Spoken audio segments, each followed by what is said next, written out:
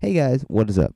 This is Duncan, and today I'm going to try something a little different, covering the latest news. Be sure to let me know what you think.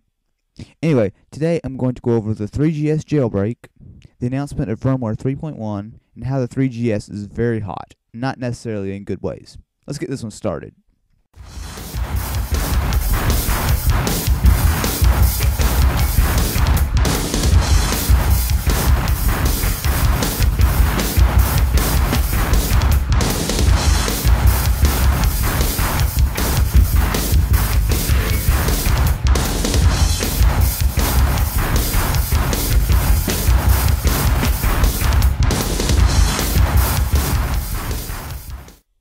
The first jailbreaking application, known as Purple Rain, will allow you to install third-party applications such as Cydia.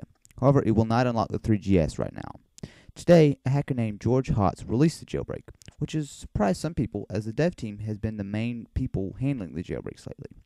As some of you may know, the dev team announced that their jailbreak was done, but they were holding back on it until 3.1 came out so that Apple wouldn't close the hole for good. Hotz didn't agree with the iPhone dev team's delay in launching a jailbreaking tool for the public on his blog, and I can see where he's coming from. I'm not sure whether his jailbreak uses the same exploit as the dev team's jailbreak, but either way the jailbreak is out, and hopefully it's too late for Apple to fix it with 3.1. However, there are some fairly serious problems with Purple Rain at the moment. As I mentioned, it doesn't unlock, and there also are quite a few patches which allow you to run applications such as Winterboard that have not even been created yet. Because these patches have not been created, quite a few jailbroken apps won't work, like Winterboard and quite a few others. There are also some code errors, so for now, I might want to go ahead and hold up on jailbreaking, at least for a couple days until some of the kinks have been worked out. The 3.1 firmware update has recently been released in beta form to registered developers. It seems somewhat pointless to say, but I'll go ahead anyway. Do not upgrade to 3.1 yet if you want to keep your jailbreak or plan on jailbreaking that device. I highly doubt that 3.1 won't ever be jailbreakable, but it likely could be quite a while. Let me run through what the changes are. You will now be able to trim a clip on your iPhone 3GS without saving it over the original video, giving you an option to save as copy, which seems like a no-brainer to me. Voice control will now work over Bluetooth headsets. How this will work, I'm not entirely sure, but a welcome addition all the same. While moving icons around on your springboard, your iPhone will vibrate. This is a good idea, although nothing that important really. They have updated the modem firmware to 5.08.01. This one could cause some problems for jailbreaking, but it remains to be seen how this will affect anything.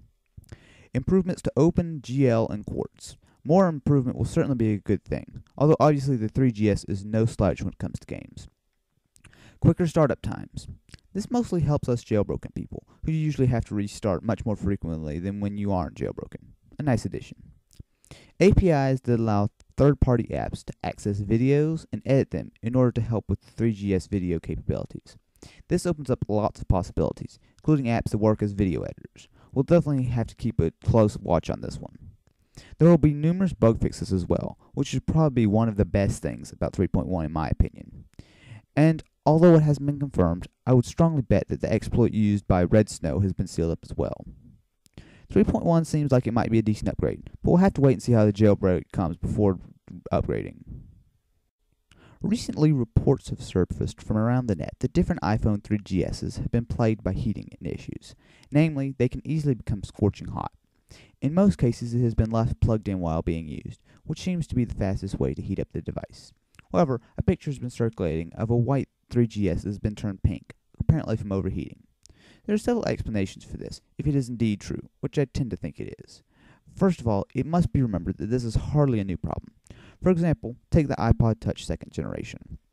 The back of it gets very hot when it is plugged in and being used, nearly as hot as in the reported 3GS issues.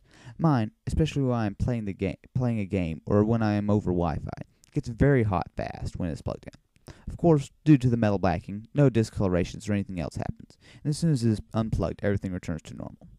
However, that doesn't explain by itself why the iPhone 3GS is becoming discolored like this.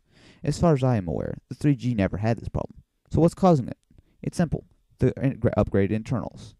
The iPhone 3GS, as well as the Palm Pre, You use a quite powerful processor running at 600 MHz, which is a big step up from the 400 MHz processor in the first two iPhones, as well as bettering the 533 MHz processor in the second generation iTouch. While obviously more power is better, a general rule of thumb is that the faster the processor is, the more heat it puts out.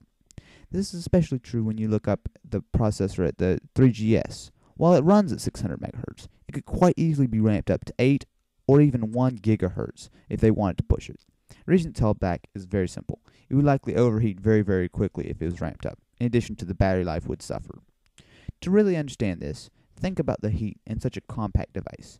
Unlike with a computer, an iPhone has really no vents or fans to cool it, so it has to run cool by itself, or else it would fry.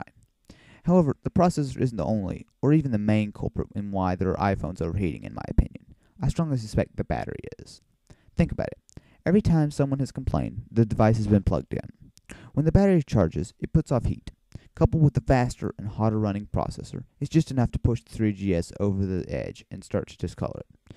So, really, I think it's a fairly simple problem with several fixes, most of which aren't all that great. First and foremost would be for Apple to release a firmware update, whether in 3.1 or some other time, which would either turn the processor down in speed or perhaps slow the charge rate of the battery when it's in use, which should help in keeping so much heat from the battery building up. They could simply just tell people that the phone can get quite hot if you use it heavily while it's plugged in. Apple has said that you should keep the iPhone out of glove compartments and out of heat lately, but still, they kind of seem to be skirting the problem. Basically, the moral of the story is very simple. Either be careful how you use your phone for the time being, or get used to a nice pink one. Hey guys, be sure to go check out Jailbreak.com. We've got all kinds of iPhone and iTouch news, jailbreak tutorials, and lots of really good app reviews. In addition, be sure to follow me on Twitter, twitter.com/blazingdreams. Thanks for watching.